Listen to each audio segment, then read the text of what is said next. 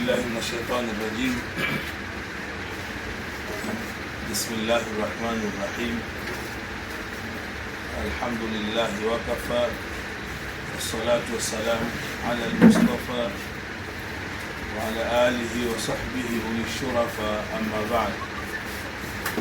Mheshimiwa Sheikh wetu wa mkoa huu Mtwara Jamaluddin, Mheshimiwa mstahiki meya wa manispaa yetu ya Mtwara Mikindani, Mheshimiwa mwenyekiti wa halmashauri ya BAKWATA mkoa wa Mwanza Al-Ustadh Twaha Bakari, Mheshimiwa viongozi wote wa baraza, katibu wetu wa wilaya, mwenyekiti wa vijana, katibu wa baraza la wazee, wazee wangu watukufu ambao mpaka muda huu mmeacha shughuli zenu mchana kutwa wa leo na mpaka muda huu tunaenda karibu saa 3 za usiku bado mko na sisi. Nitambue waheshimiwa madiwani ambao tumejumuika nanyi hapa. Kwa ujumla niwatambue familia ya Mzee Sinani, lakini tunamkuta mwenzetu hapa Sheikh Bweta ambaye mara nyingi naye hutembelea huko Mwanza na huishi huko, kufanya kazi nzuri tu ya da'wa. Lakini nitambue wale wote ambao tumefuatana kwenye safari hii ambao mmeshatambulishwa, watambue mama zangu ambao tumekuja pamoja. Kwa ujumla wenu, assalamu alaikum wa rahmatullahi wa barakatuh.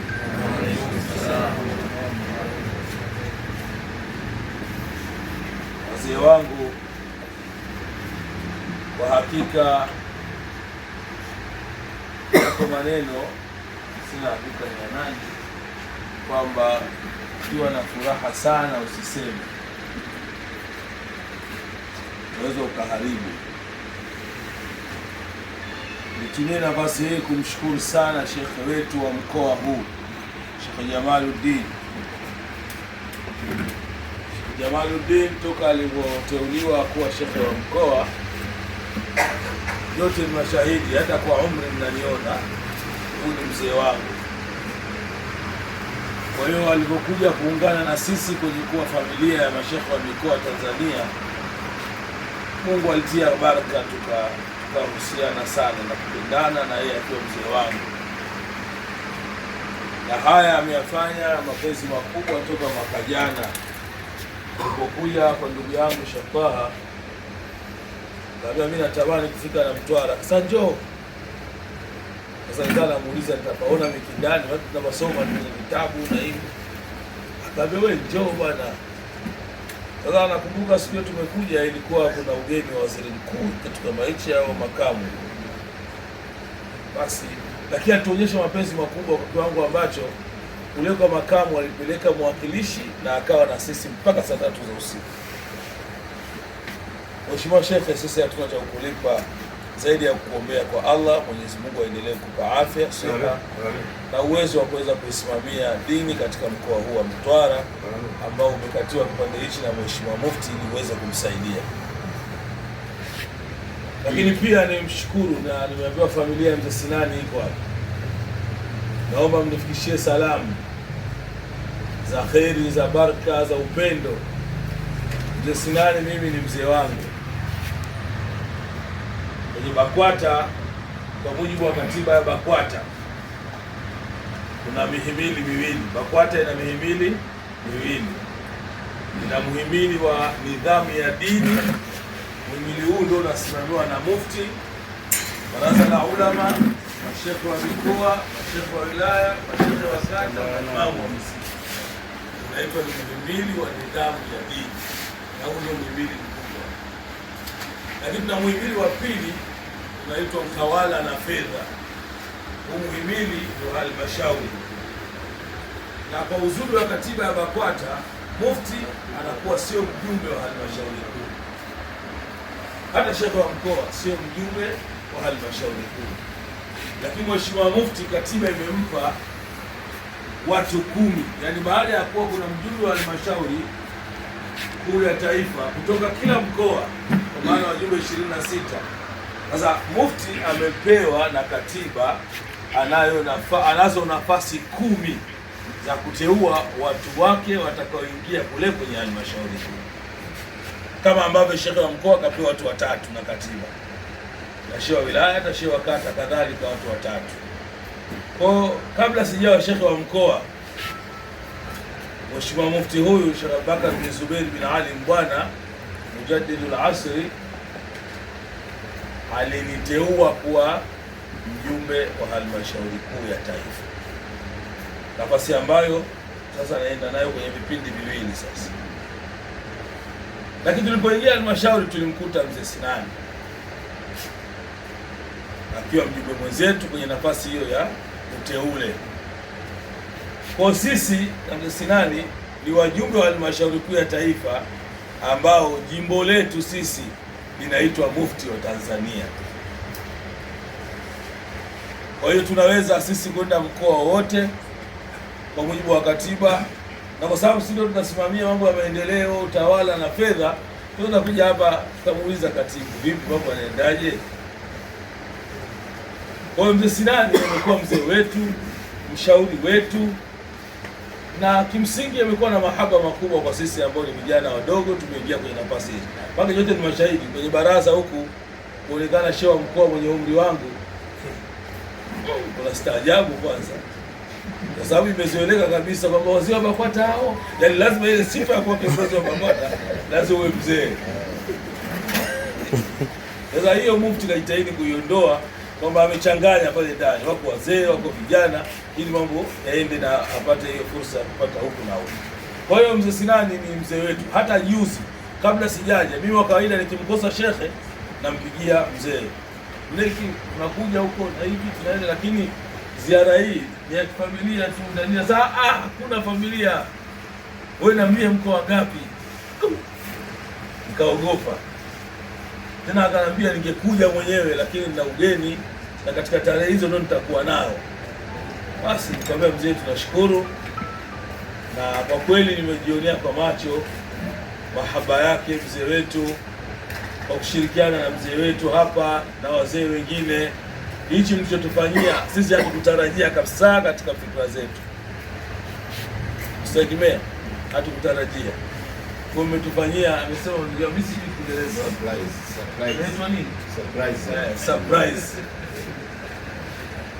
Umetufanyia kitu kikubwa sana, tarajieni malipo kutoka kwa Allah subhanahu wa ta'ala. Nimekuwa nauliza hata wenzangu, mfano toka asubuhi tumefika hapa, shekhe hajapumzika. Kwa umri wake sio mtu wa kutumikisha masaa zaidi ya 12. Kwa hiyo kama tunamkuta pale Mikindani saa 4 asubuhi, maana kajiandaa saa ngapi kutoka kwake, ameanza safari saa ngapi mpaka kuja kutupokea. Na hakuwa na lazima hiyo ya kuja kutupokea, ni mahaba, mapenzi ya kutupenda, kuona huu ugeni ni wangu, mimi ni kiongozi wa dini na Waislamu hawa ni wangu. Kwa shekhe, Mwenyezi Mungu akulipe kwa kheri na kamati nzima. Na hata hivyo haikutosha, mkaona umetufanyia utalii wa ndani. Tumekwenda kweli Mikindani na tuliyaona ajibu, mambo ya ajabu. Na kwa sababu sisi wengine tunazaliwa kwenye miji ya sampuli ya Mikindani, mimi nazaliwa Ujiji. Naenda pale tumekuta Dr. Livingstone alifika pale Mikindani mwaka 1860 kama na 4 hivi. Kaambia yule mlinzi pale, na bwana huyu alifika Ujiji mwaka 1873. Kwa unaona ni miji ambayo miji inaozaliwa mimi na hapo Mikindani ni miji ina kopi, ina network moja. Ukienda kwenye habari ya watumwa, kwenye habari ya ncheze za watumwa, kwenye habari ya Ugiriki ya kale, kwenye habari ya hivi na vile, unaiona hii ni miji inayolandana. Kwa niseme tu kwamba tunawashukuruni sana kwa kutupa fursa hiyo, ya kufika pale, na hata niliyokuja nao katika kitu ambacho kimewafurahisha ni kufika Mikindani. Wamefurahishwa sana. Jambo la muhimu, Mtume sallallahu alaihi wasallam anasema ahabbu al-a'mali ila Allah ba'da al-fara'idhi idkhalu as-sururi ala al-mu'min. Asema Bwana Mtume, ahabbu al-a'mali ila Allah, moja ya mambo yanayompendeza Mwenyezi Mungu, ikiwa yako matendo ambayo Mwenyezi Mungu anayapenda baada ya mtu kukamilisha yale ya wajibu, mfano baada ya kukamilisha swala, baada ya kukamilisha saumu, hija, zaka na kadhalika, yani umekamilisha yale mambo ya fardhi. Baada ya kuyakamilisha hayo, kinachofuata kwa uzito ni ibada ya kuingiza furaha katika moyo wa Muislamu mwenzio. Sasa hii ni furaha mmeingiza kwenye nyoyo zetu, mmeingiza moja kwa moja furaha. Maana si hatujui, tumeenda Mikindani, tunarudi shekha sasa, twende huko, ingia hapa, utabeza zimepangika. Sasa kwa lolote vile na pua zimeanza kufanya kazi zake, kule insani na khamsu hawas. Kila mwanadamu ana zile hawasi tano. Sasa katika moja hawasi tano inaitwa pua, hapo hilo bwana habari yake kubwa. Tulipokaa tu hapa tukaona hapa kuna habari kubwa hapa. Kwa hiyo niseme tu kwamba sisi tunashukuru, kama walivyosema, hichi ni kikao cha kuzungumza na lakini kutabaruku, kupata chai, lakini niendelee kuomba kwamba niipongeze kwanza ile kamati uliyoiunda, lakini uongozi wa BAKWATA wenyewe kwanza kwa kule nia yako shekhe ya kukubali kushirikisha watu.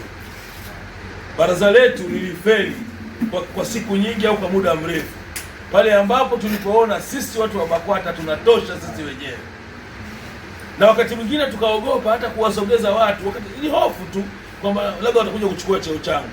Mimi wana wauliza wenzangu, mtu atawezaje kuchukua cheo hichi cha ushehe wa mkoa hakipatikani mpaka baraza la ulama? Mufti aseme wewe bwana Hasani umenisaidia kiasi cha kutosha hapo Mwanza, basi nitamweka mwingine. Hakiondoki kwa ujanja wa mtu. Sasa tunapokaribisha watu wenye uwezo, wenye fikra, ulil albab, maana yake lazima baraza lionekane. Lazima. Tumetembea pale msikitini, msikiti wa Ajab. Manake kuna kitu tumekiona hapa, tunaingia Mtwara, Sheikh Musaid alikuja kunipokea kama kwenye gari yake. Anaambia Sheikh, unaona kule mbele? Kama naona, unaona nini? Sasa naona jambo fulani. Nikisema hivyo mmenielewa. Mtwara ya Uislamu asilimia zaidi ya 90, nembo yake tukiingia tuone habari ile, moyo ukasononeka kidogo. Lakini akaniambia twende tu, sina wasiwasi. Sio alijua kama nimesononeka. Nikamwambia twende tu. Tulipoenda tukakata kushoto na nini? Nikutazama macho hivi. Ikabidi nimswalie Mtume sallallahu alaihi wasallam. Baki katika maeneo unatakiwa ukiyaona umswalie Mtume ni pamoja na kuona msikiti.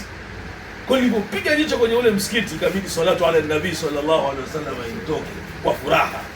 Kwamba hii sasa ndio majibu ya kile kilichokiona. Na watu wenye akili hawabishani kwa maneno, wanabishana kwa vitendo, wanafundishana kwa vitendo. Lakini tumefika pale msikitini, tumetembea, tukapingizwa kwenye ofisi nzuri kabisa. Lakini baada ya hapo tukaendeshwa kwenye ofisi inayojengwa sasa ya shekhe. Sisi tumejenga ofisi kule Mwanza. Tumejenga ofisi na juzi tulimuita mufti kuja kuifungua. Thamani yake milioni 213. Na hiyo ni mumpongeze mtoto wenu.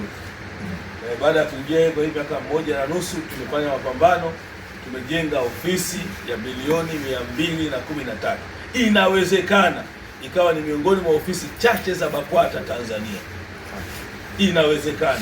Sina hakika. Inawezekana ikawa ni miongoni mwa ofisi chache za BAKWATA. Sasa katika maisha haya kuna vitu watu wanakupima na wanakutazama ule uungwana wako. Mfano mtu aje nyumbani kwako, akwambia nataka kwenda adabuni Maliwatoni. Alafu unamzungusha nyuma ya nyumba kuna mpaka kijembe kile kifupi, umeona? Na maji hayo hapo. Hata huo umevaa lulu wal marjani. Hata gari yako hiyo inapumua miski na zanjabila. lakini atakuona mpuuzi tu kama huna mahala pa maliwatoni palipokamilika. Sasa unapokwenda mahala ukakuta watu wana idea, wana fikra ya kujenga ofisi, mpaka ofisi ndio inaleta heshima. Shaka alikuwa ananichekesha, anasema kuna kipindi fulani kiongozi mmoja mkubwa aliwaambia nakuja ofisini, anasema wakakaa na katibu wake wanafikiria tunampeleka wapi. Kwa hiyo shekhe, ile ni hatua kubwa na sisi tunawapongeza, na wala hamna haja kuja kujifunza Mwanza kwa mambo ninayoyaona Mtwara. Ni watu mmejipanga na mmeamua, na kama hapo umetangaza wazi kushauriwa. Mafanikio yote yanatoka kwenye kushauriwa. Mtume sallallahu alaihi wasallam anasema la yahibu man istashara, huwa haharibikiwi anayekubali kushauriwa, hajuti anayekubali kushauriwa. Kama Qur'ani inamuhimiza mtume, nawaambia washawiruhum fil amri, shauriana nao masahaba. Utakumbuka katika vita vya Khandaq, mtume anawapanga safu, amekaa pale tushapanga safu katika vita, alafu anakuja mtu mmoja anaitwa Salman al-Farisi. Hawa Ajemi sio watu wadogo, mipango yao ya vita ikuanza leo. Kuna mtu kidume mmoja anaitwa Salman al-Farisi, ukisoma tarehe yake utamjua huyo mtu. Ni mtu alimtafuta mtume kwa muda mrefu sana, kamtafuta mpaka akampata. Ni mtu amehangaika, na mpaka leo shamba lake la mitende liko Madina pale. Ukienda maeneo ya Kuba huko utaiona shamba la Salman al-Farisi. Salman al-Farisi anamuuliza mtume, tumekaa hapa tumejipanga hapa, ni mawazo yako au maelekezo ya Mungu? Maanake kama ni mawazo yako, hapa haiwezekani, tutapigwa, tutakufa wote. Ila kama ni maelekezo ya Mungu, msaada wa Mungu inawezekana ukawepo. Haijalishi tumekaa wapi, Mungu anaweza katulinda. Mtume akamwambia haya ni mawazo yangu. Mtume basi akamwambia hapa haiwezekani ya Rasulullah, hapa tunataka tuchimbe mahandaki. Ndio asili ya vita ya Kiislamu ikaitwa Khandaq. Asili yake inaenda kwa mtu aliyekubali kushauriwa, akashauriwa na sahaba. Hebu fikiri, mtume mwenyewe sallallahu alaihi wasallam. Kuna watu leo hata mkewe hataki amshauri. Sasa mwanamke hawezi kushauri, kwanza mwanamke hana dini. Maneno ya kijahili haya. Qur'ani imesema mara ngapi kutaja mwanamume Muislamu, mwanamke Muislamu? Mu'minina wal mu'minat, muslimina wal muslimat. Sasa unasemaje mwanamke hana dini? Mtume kashauriwa na mkewe. Umekwenda kwenye vita ile ya futuhi Makkah, Qur'ani imeshatangaza kwamba la tadkhuluna almasjid alharama insha Allahu aminin. Wanafika pale mpakani, serikali ya Makkah inasema hamuingii. Ya Rasulullah, tunasaje kuingia wakati Mungu ashashusha habari kwamba tutaingia na tumeshatia nia ya Mungu na kila kitu? Lazima tuingie. Watu wanatetemeka kwa jazba, wameshika panga, wanaambia Rasulullah tuingie. Wale kule wamekataa wenye serikali yao, na hapa lazima upate somo. Mtume Muhammad amekwenda pale ana jeshi, lakini kwa sababu serikali hii hata kama ilikuwa sio ya Kiislamu, lakini imeelekeza vingine, mtume kakubali. Sasa leo inawezekana mstahiki meya hapa na halmashauri yake pale, baraza lake la madiwani lituelekeze, hapo tunasema hatukubali, tutakuwa tumfuati mtume. Mtume na maswahaba wamechachamaa, wengine wanalia, sasa Rasulullah si lazima tuingie. Mtume akasema jamani, utaratibu ulioko hapa tunyoe nywele zetu, tukoge, tubalishe nguo hizi, haluli yetu, turudi zetu Maka. Watu wote wanalia, huyu kasimama kule na upanga wake, huyu kakaa na upanga. Maswahaba wamegoma. Yaani kwa mara ya kwanza katika tarehe ya Kiislamu maswahaba wanaelekea kumgomea mtume. Mtume akachanganyikiwa, akaingia chumbani. Nadhani Ummu Salama mke wake, anamkuta mke wake anamuuliza nini? Mbona umeingia kama umechanganyikiwa? Allahu Akbar. Nini ya Rasulullah? Anambia mimi maswahaba wamenigomea. Qur'ani inasema tusubiri, tumefanya mazungumzo, wale watu wa serikali ya Maka wamekataa, leo wanasema tusiingie tuje mwakani. Na ndio tumekubaliana hivyo kwenye sulhu Hudaybiyah kule na kadhalika. Mtume sallallahu alaihi wasallam amechanganyikiwa. Mama yule mke wa mtume anambia, "Wewe unapata tabu na hilo?" Sikia ushauri wa mke wake. Alimshauri nini? Anambia, "Sikiliza mume wangu, wewe usipate tabu na hao. Wewe toka na yani na wembe wako. Chukua kifaa chako cha kunyolea, alafu fika pale mtafute mtu unayemwamini akunyoe." Wao wameshawaambia wanyoe ili malize mambo mrudi, wamekataa. Sasa wewe kafanya hivyo. Mtume akatoka ndani na ushauri wa mke wake, akaenda nje akamwita mtu ninyoe. Maswahaba kwa namna walivyokuwa wanampenda bwana Mtume na kumheshimu, walivyomuona bwana mkubwa akakaa pale ananyoa, hakuna sahaba aliyobaki. Wote mbio, kila mtu kamchukua kichwa kinyozi wake, kamchukua huyu ninyoe. Takbir! Mtu mbona Mtume ananyoa? Na hasira ikaishia hapo. Ushauri wa nani? Mke. Sasa kama ushauri ulikubalika kwa Mtume, kaifa wewe shekhe usikubali kushauriwa? Lazima ushauriwe, lazima ukubali kushauriwa. Na haya mafanikio yanayoonekana leo ni kwa sababu shekhe anakubali kushauriwa na anashaurika. Tumekuja hapa tumekuta gari, bendera inapepea, imeandikwa la ilaha illa Allah Muhammadur Rasulullah. Watu wanaulizana nani huyo? Shekhe wa mkoa anapita. Najitolea mfano mimi, kabla tujafanya hizo harakati pale Mwanza, mimi na ndugu zangu, naenda kwenye mkutano, labda amekuja rais, wallahi unaenda na boda. Shekhe wa mkoa unakwenda na boda. Hata siku moja mimi nilipata mkasa, huwa nawadibia watu wanacheka, nafikiri utani. Pata mkasa, mimi rais sabiqa, huyu rais aliyopita alikuwa anipenda sana. Sasa amefika pale, tumemaliza shughuli, akatoka kule kwa walinzi wake, akaja. Sasa shehe, nataka kushindikize mpaka upande gani? Sasa inna lillahi. Twende shehe wangu. Tena nawaambia wale walinzi, niacheni bwana, ngoni mpeleke shehe. Kashika mkono hivi. Jasho linanitoka kwa sababu mimi nimekuja na boda. Sasa ananipeleka kwenye gari hadi. Basi na mimi tumekuta nani? Sasa bahati nzuri alikuwepo askofu mmoja. Na mheshimiwa rais, Mwanza imepangika bwana. Mwanza tumefuta kabisa mambo ya ugomvi. Unaona mimi leo nimekuja na gari ya askofu. Unaona nikochomokea huko. Kuja gari, kweli, niombeni. Yule askofu akaomba na mimi nikaomba, akatuacha pale, nikaingia kwenye Prado ya askofu. Ndio nikanusurika. Sasa hao wenzangu hao kina makarani wananiambia Asha kunikosea sana. Kwa Magufuli wewe ukimwambia tu hauna gari, pale yake kununulia. Nikamwambia sikilizeni, mimi nilicholinda ni dini yangu. Heshima ya dini. Lazima nilinde heshima ya dini yangu. Sasa ni mashaka wangapi wanaguswa na hilo? Na tuna baadhi ya viongozi wanashinda kwenye maofisi haya wakubwa. Wewe shehe wa mkoa, shehe wa wilaya unashinda kwa mkuu wa mkoa. Shinda unatafuta nini? Sasa ukimkuta Sheikh Jamal anatambua nafasi alionayo yeye, shehe wa mkoa, lazima aunde kamati, jamani, tafuteni gari, na ile kamati ikatafuta gari. Mwenyezi Mungu ailipe kila la kheri. Amen. Na Mwenyezi Mungu kila mmoja alifanya jitihada zile, Mwenyezi Mungu amtengenezee mambo yake. Amen. Baraza hili kuna watu hawaelewi BAKWATA, lakini BAKWATA hakuna chombo Tanzania kilicho rasmi, kilichopangika kama BAKWATA. Hakuna. Hata katiba yake. Leo unasikia watu board of trustee. Kwenye hizo misikiti ya board of trustee, maimamu ni wafanyakazi. Mkuu wa msikiti wa bodi atakuwa nani? Tusemeni ukweli. Mkuu wa msikiti wa bodi atakuwa nani? Mwenyekiti wa bodi. Imamu anaajiriwa, lakini kwa katiba ya BAKWATA imamu ndio mwenyekiti wa msikiti. Kwa katiba ya BAKWATA imempa full mandate, full mamlaka imamu.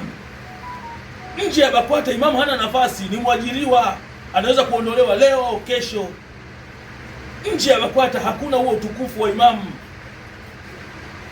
Sasa kuna shida hiyo watu kutotambua kwamba hicho chombo BAKWATA ni chombo ambacho kimetuweka vizuri. Halafu network ya BAKWATA, ule mtandao wa kiBAKWATA.